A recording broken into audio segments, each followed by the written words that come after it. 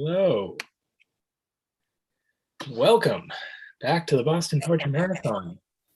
I'm Daniel Pritchard, your MC for the 1 o'clock hour. Our technical host for the hour today is Xtina.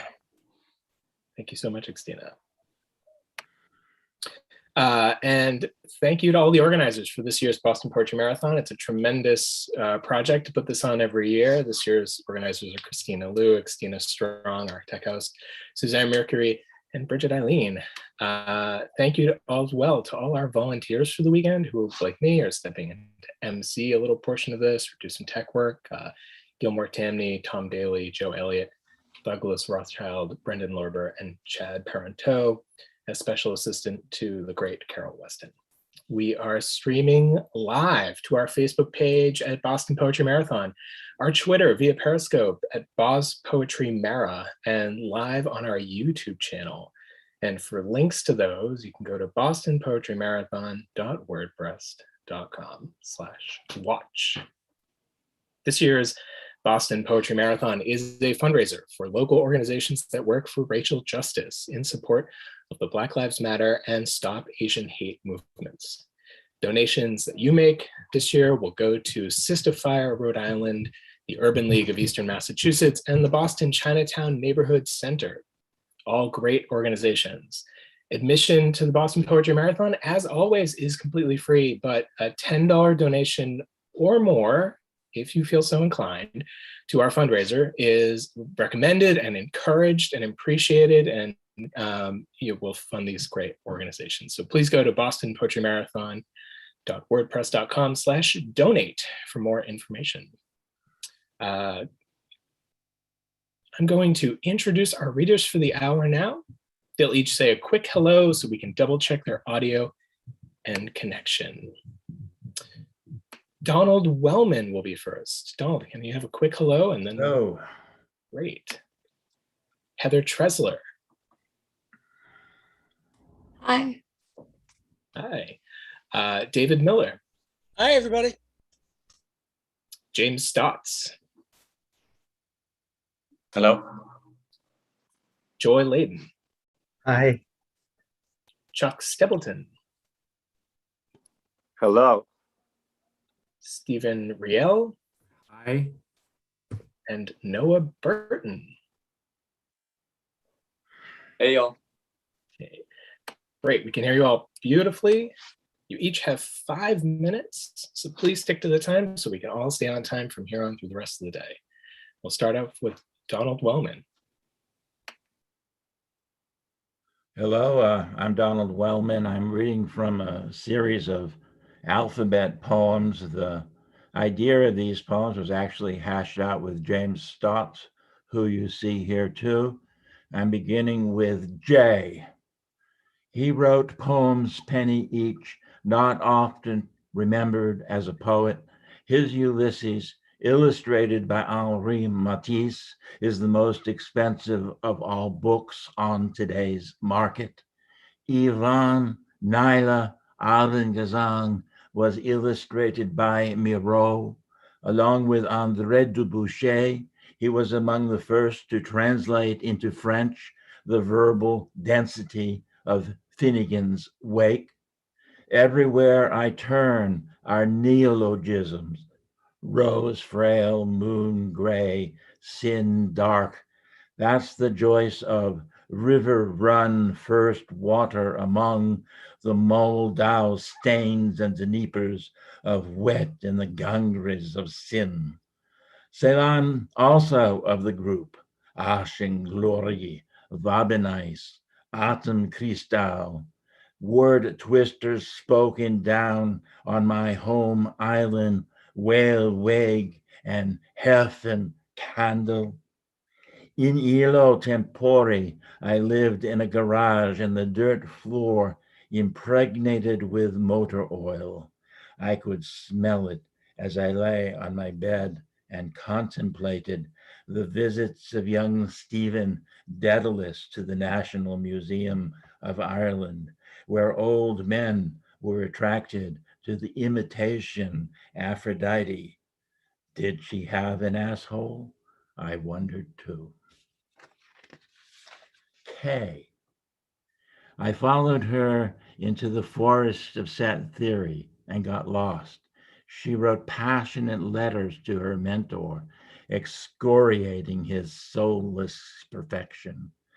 In the stars, she found a telling consolation: social justice. Her powers have destroyed Cleveland, Manhattan, and Puerto Rico, charting astral floods. On J Street, a scene of combat under the L. Elaine feigned rapprochement, and she countered his advance. That night, I met Pam Dick and the brother of the girl who committed suicide by throwing herself from a balcony in Venice. I sought an incestuous Abgeschiedenheit. She fell silent, unwilling to respond to my affection, sisterly. Even as she wanders through Hong Kong, I want to know if a boundary could be a member of a set, or is the set composed solely of its population?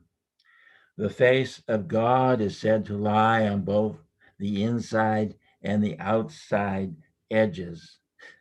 Do stars track the surface of the universe? R. My coffee cup gift to you stands on the mantle of your Waldoboro home. Penn explained. Your jeans, ragged at the knees that day in New Hampshire, as the secretary to the president noted. Her son is a central banker, FDIC. Years later, meeting after another reading, you had the courtesy you always did to ask after my son. We met in Cronin's, we met in Orono. You antagonized strangers, brawling evenings in Salem, Oregon. I helped you to bed. Like you, I often think I am one-eyed because of a childhood operation. I cannot focus. I treasure the glimpse of things in half light at odd angles, the resonant heart of perception. Charles knew this and told me so. My tribute stone rests with others on the top edge, crown of your gravestone, brother of diminishing landscapes. Thank you. Beautiful, Donald. Thank you so much. Next up is Heather Tressler. Thanks, Dan, and thanks for starting us off, Don, with those wonderful poems. I think I'm just going to read one poem to keep us on track time-wise.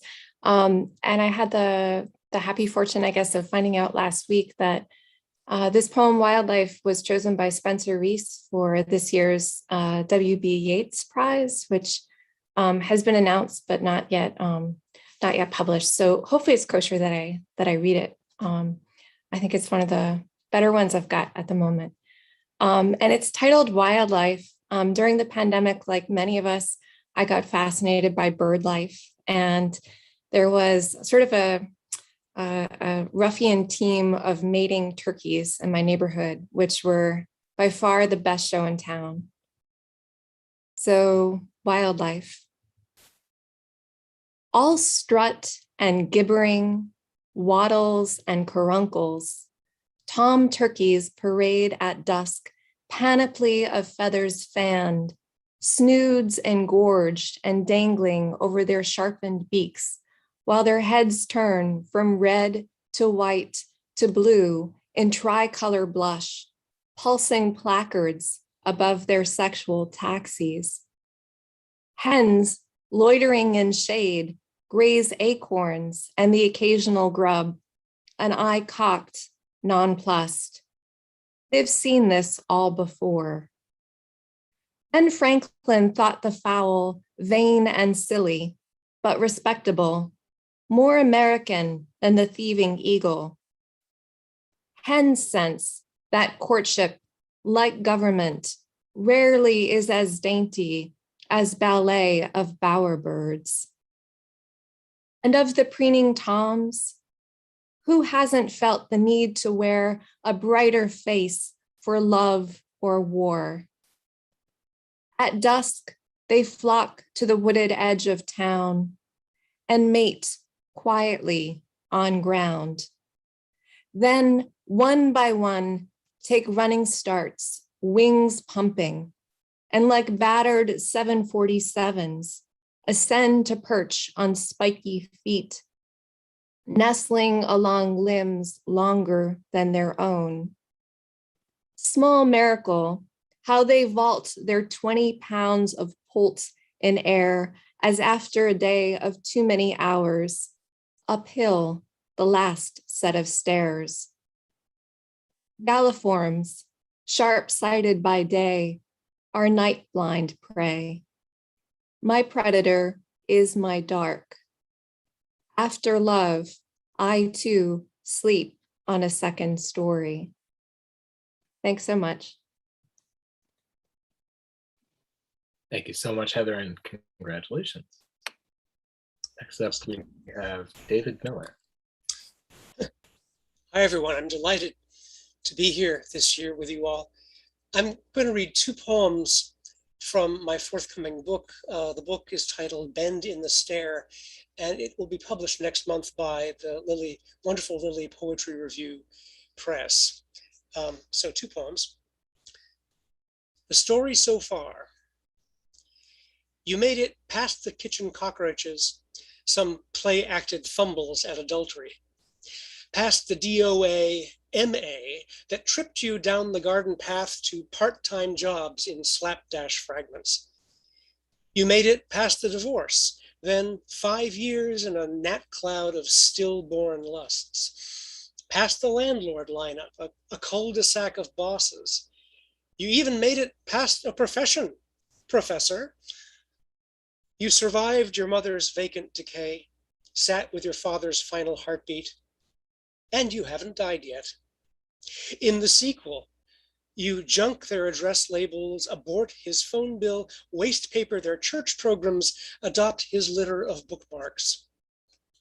The proof you're still alive is your first sighting of your mother's high school pictures with her love note in his sock drawer. Well, we've got it. I hope you can't hear those car horns outside, but anyway. Second poem. From a house. I come from a house built within whiff of breweries now corked, set at the crotch of a valley whose brook now runs within tubes.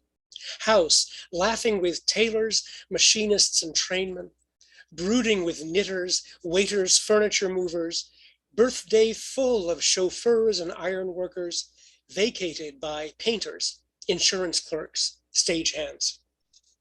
I come from a house traded and kept by Doyle, Ryan, Daly, multiple Murphys, by and by Zuber and Zwerdling, doorbelled with Jaime, Rosado, Vasily, rent-fretted by Baez, Kirakaus, Van Looy, trudged home and paced overhead by Dugan, Rodriguez, Solcida, where homecomers shook off their days of National Shawmut, Somerset Hotel, Frank's Lunch, Chimes Brownies, wafted their dinners or scooped them from cans. I come from a house where I came to my she out of thin air, my karate heroine, siren of newspaper personals. I come from a house of quadruple mortgages when flappers verged on bread lines, a house whose glass eyed Downy Flake donuts, House Shield distilled spirits, Roxbury mattress, a pox after that of emptying lots. I come from a house bought out from under city condemning, its price nailed to the porch, upper third hollowed of walls and plumbing, a house with decades of martial art foot landings, massaged hard into blonde polish, that held itself free from sparks from the torched mattress, nay, stringed instrument factory. The lot's palimpsest soil still turned up tubes of catgut. I come from a house with bedroom carpeted floor to ceiling, a flipped shower where cold is code word for hot. A house where four now go out and come back with a homebody mouse. Surprised in the kitchen, it dives down a burner. A house rooted on thickness of pudding stone. A house that shares the water of earth in its basement. A house that stirs in its sleep with the passage of night trains. Thank you very much, everyone. Thank you so much, David. Next up, all the way from Assisi in Italy, James Stotts. Hello. I was hoping you'd introduce me as like a foreign correspondent, like our intrepid man from Italy. I'm like, yeah. Anyway, yeah, I'm in Assisi. I've been teaching a summer camp, an English summer camp. And so these are some of the poems I've written since I've been here. A drop of cutty, where we keep the shovels now. Tomorrow, shaving gel, cigarettes, finocchio, amaretto.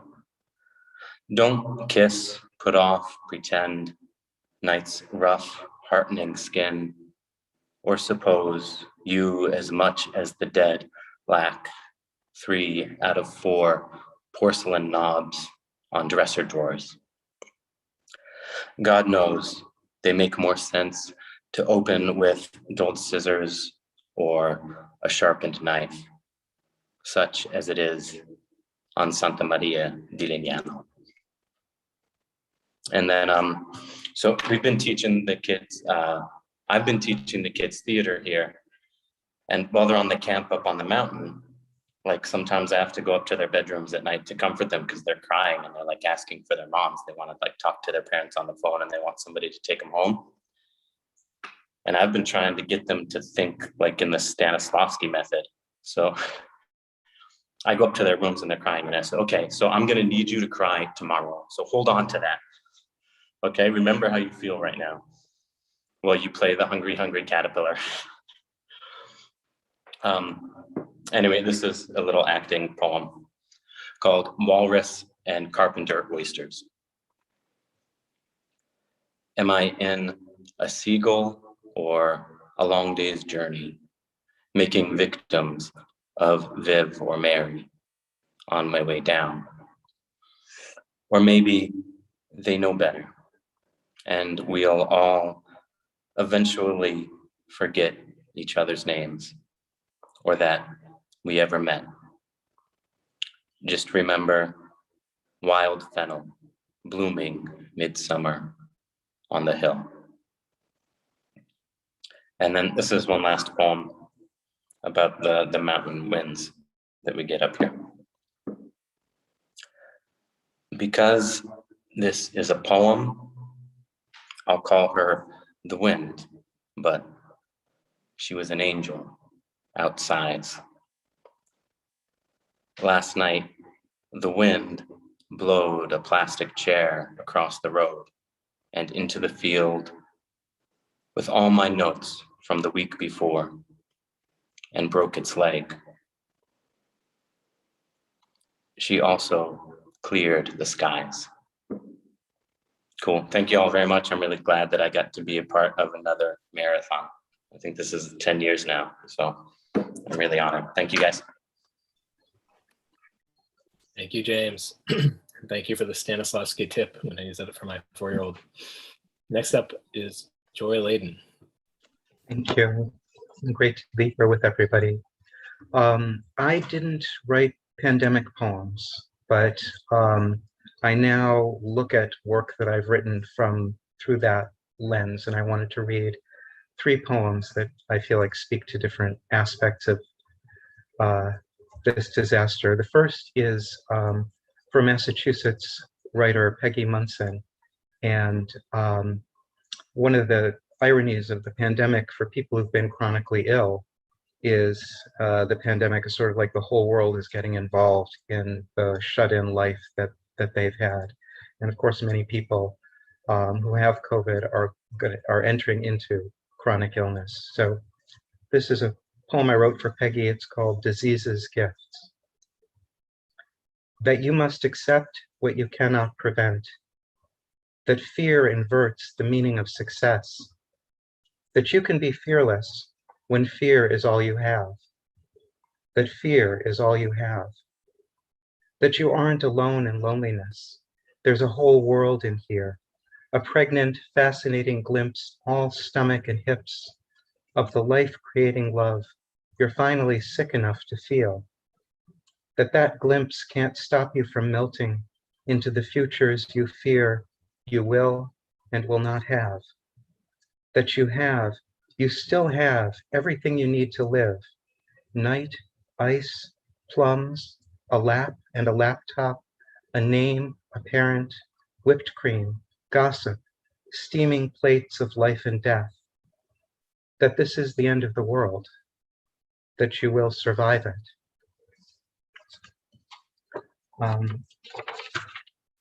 The second older poem that I wanted to read is called Ninth and Second, and it was about written in response to my experience in gender transition of going out into the world as who I really was for the first time in the sense of vulnerability and rebirth. And I think many people going out who've been shut in are feeling similar things. I'm alive, you say, to no one in particular. You are no one in particular. That's a good thing. The street is filled with souls nested in good-looking bodies that aren't looking in your direction. Someone is singing. Someone's holding hands with someone who is embarrassed by affection. Men and women made of light, made of men and women. They are alive, you say, meaning no one in particular. One of them is singing. One is selling flowers. One is so thin you can almost see through her. One is looking in your direction. I'm alive, you say, a little embarrassed to be no one in particular, a soul nested in a body of men and women. Someone is singing. Someone is drinking tea that is sweet and bitter. It's a good thing, you say, drinking in the light of men and women made of light, nested in the sweet and bitter. A soul is singing in your direction, so alive, you can almost see her. I want to finish by reading a poem from the collection that I was working on during the pandemic. Poems spoken in the voice of the Shekhinah, the female aspect of God in Jewish mysticism. And the Shekhinah's language is made of words found in Isaiah, the book of Isaiah, and cosmopolitan articles. And she addresses a you who is each of us individually. This is called Your Body. You keep trying to escape the body I love, the blazing crush of physicality, impurity, and shame, separating you from yourself, from your soul, from me, the body I formed in your mother's womb, delivered, dandled, nursed, and comforted, the body that fails you in so many ways, through which you struggle to materialize, the way tomorrow struggles to materialize through today, blessing through pain, love through the flesh I made to be a place where you and I can rest, hang out, go crazy for one another, marry, say goodbye, apologize, consume, burn like incense, blaze, plead, pledge, proclaim, be held, protected, given and accepted, born and born again. It's me you feel moving inside you, my presence that's so hard to reconcile. Your body is a stream from which I drink, a hand I hold, a nipple I lick, a story I tell over and over, a Sabbath I keep for pleasure, a way of being alone, a way of being together, my choir, my throne, my crazy music, my dog-eared paperback. Thank you.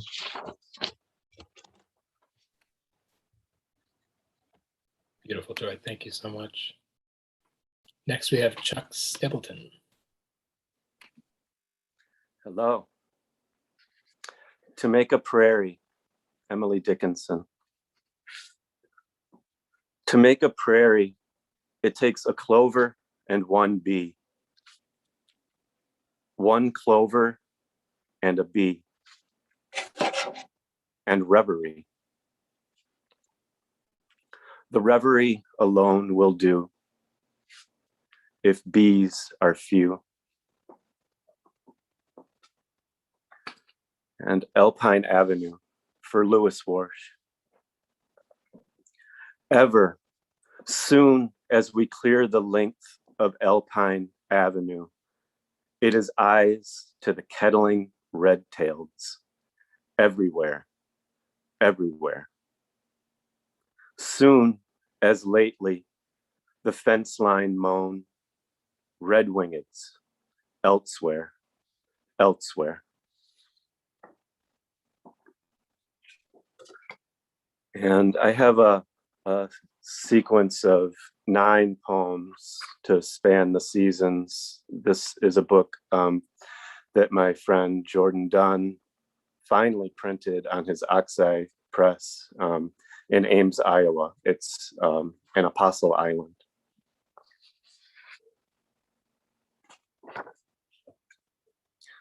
In the light,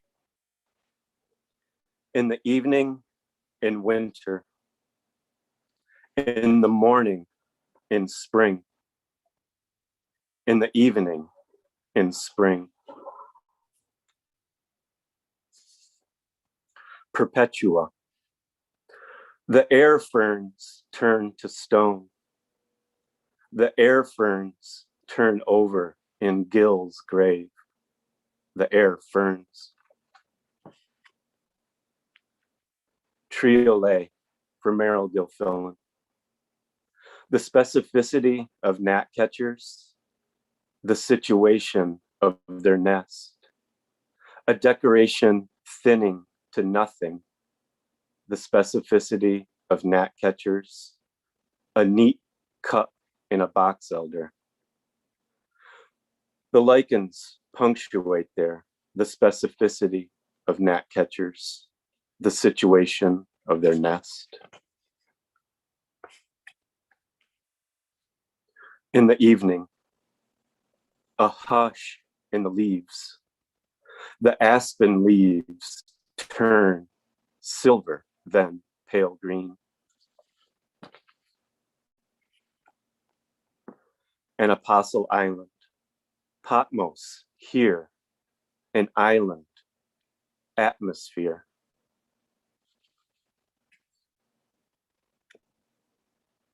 A river of interim for Deborah Brummer. Between a plan B and a plan C, big apostrophe.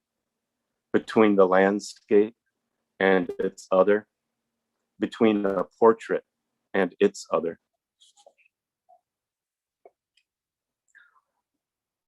Mullen in rain, mullen half a foot deep, 100 mullen in a field, a single mullen in height and width, half a foot mullen deep.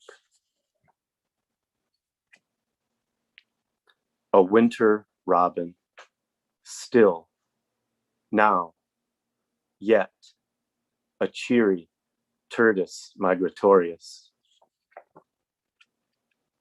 In the sun, returning black hungers in the sun. Thank you.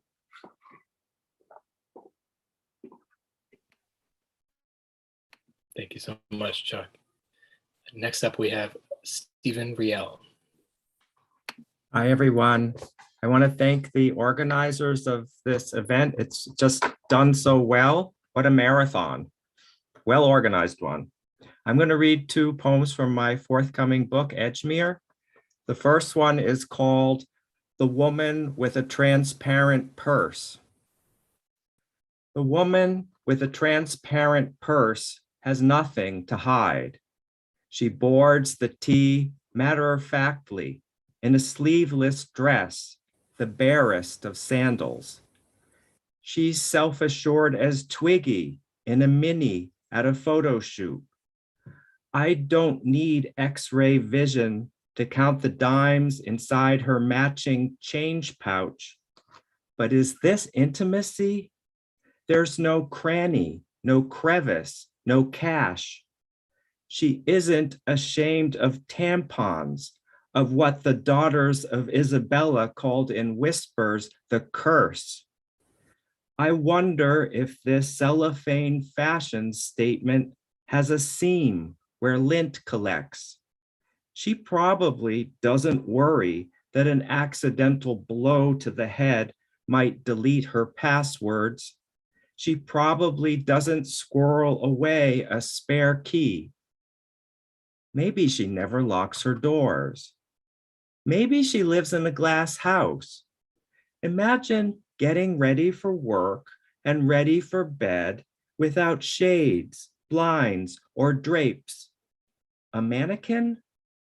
Richly suited crowds could gawk whenever clerks stripped us of underclothes. Even the flashiest, swishiest goldfish sometimes needs to hover and rest its pucker behind a screen of plastic plants. Who'd choose to stand on the subway with lucite skin, a visible woman, fallopian tubes available to the passing glance of every passerby? If I had a purse, it would be the nook where I'd tuck an assortment of worries in the form of hot pink Pepto-Bismol and breath mints flecked with green.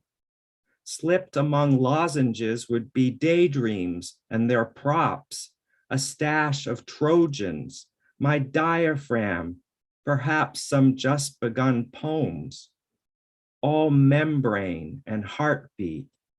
The last thing I'd want hanging on 2 straps from my arm would be an ultrasound of myself, advertising my jellyfish dreams. This next poem is called Eddies. I plunge one among many commuters, fellow flotsam, coursing towards a station from all directions, but I find myself stalling, staring at twigs that no longer vie for the canopy, but point instead to the ground. Cramped on the platform, I turn my hooded scruff towards the steel track where the eager soon will surge.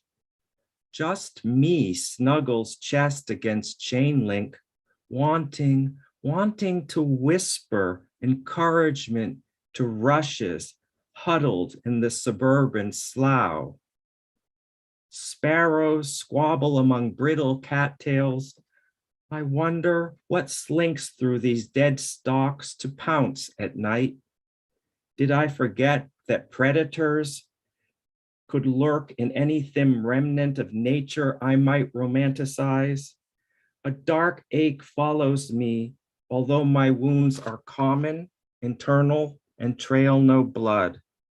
At the office, I pretend hallways are tributaries. I hug the edges of meanders, becoming oxbows, and shy along walls where floor wax builds up. My latest boss wouldn't know I favor eddies, their wayward water whirling under bent over reeds. And it isn't that I withdraw to avoid making mistakes, because I still blunder when hunkered down, but I float through, silt spinning counterclockwise. Thank you. Thank you, Stephen. Beautiful. And last in our set today is Noah Burton. Hey, thank you for inviting me to this. I lived in the seacoast area of New Hampshire for 6 years, and I always wanted to participate in the Boston Marathon. But I was a restaurant worker, so I couldn't get the weekends off ever. So I'm going to read 2 poems, one from my second book that came out at the start of the pandemic from Vegetarian Alcoholic Press over where Chuck is. It's called Clothesline Saga, and this poem is called What is Passing, What Has to Breathe. Is a worm to answer a squiggled question mark in a censored sentence? Sometimes all the cargo your lungs ship up to your tongue is raw, airless, exported spice. You say a few things, dig in, dig out of holes. Then you die. Then you die. And I do. And he does. The cactus gets prickly around the water spouts. Then you are born in a room. Then they are born in rooms. And I am born in a room. And he and she are born in a room. People wave. People say yes. People say no. Two cars stop and you cross the street. You walk. People get taller. People get smaller. Lots of hair. Lots of water. And then I'm going to read a recent poem called Compassion for This Bastard. And it's for David Rivard, who's a friend of mine. It's not Teddy's bastard. There's another land in which my love is like a sardine in a can. To pull a flower from a raised bed of olive oil, I need a napkin. What happens differently along one coast happens the same in a clogged sink. And why is it that all flowers are fish? All love is canned. Is it the ugliness I think my torso contains that is packed, ubiquitous, and tough? That's it. In another life, I was a smoker. The meat, the glass perspiring in a rough hand. Often like neighborhood newspaper delivery, the lighthouses in my elbows flicker, looking for one small skiff off the dock where the barbecue is happening to celebrate the lobsterman's 80th birthday, looking for some way to signal that it's safe, clear, okay to come in and rest on a plaid coast. Thank you all.